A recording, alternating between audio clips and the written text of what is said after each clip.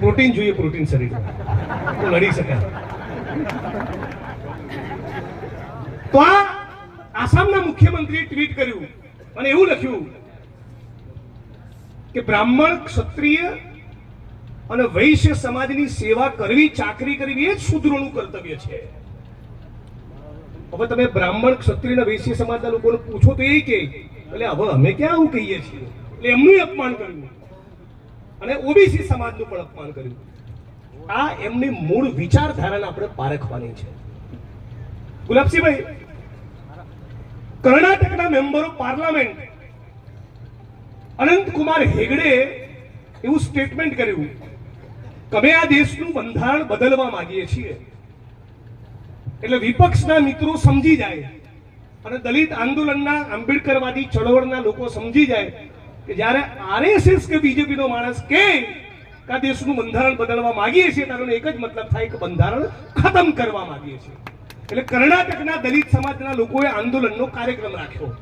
વિરોધ તો કરે ને, આવું કોઈ સ્ટેટમેન્ટ કર્યું હોય. દિલ્હીમાં બાબા સાહેબનું બંધારણ સળગાયું તો એની પ્રતિક્રિયા તો આવવાની.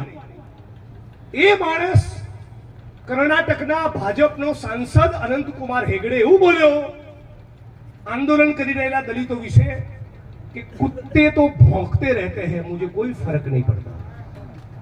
સાંભળજો, આ તાલી બગાડવાનો વિષય નથી. સમજ્યા શું કહ્યું તમને? તમને તમારા માટે શું સંબોધન કર્યું? ભારતીય જનતા પાર્ટીના અનુસૂચિત જાતિ મોરચામાં બેઠેલા મહામૂર્ખો, તમને કહું છું. શું કીધું? તમારા ભારતીય જનતા પાર્ટીના અનંતકુમાર હેગડે વિરોધ પ્રદર્શન કરી રહેલા દલિત સમાજના લોકોને એવું કીધું કે કુત્તે તો ભોંકતે રહેતે, મુझे કોઈ ફરક પડતા નહીં. છે હજી ડફોળ કોઈ જેને જવું છે? હજી કોઈ જવા માંગે છે ભાજપમાં? કોઈ સમજી લેજો, હમણાં બરાબર ઓળખી લેજો. મુદ્દા નંબર 2, હરિયાણાના ફરીદાબાદની અંદર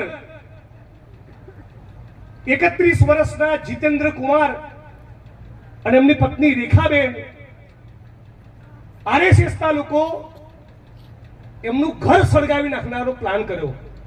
એમના ઘર ઉપર પેટ્રોલ છાંટી દીધું. માંડ બંને પતિ પત્નીનો બચાવ થયો, પણ એ આગની અંદર આ 31 વર્ષના જીતેન્દ્ર કુમાર અને રેખાબેનના 9 મહિનાની દીકરી અને 2.5 વર્ષનો દીકરો એ ભડથું થઈ ગયા.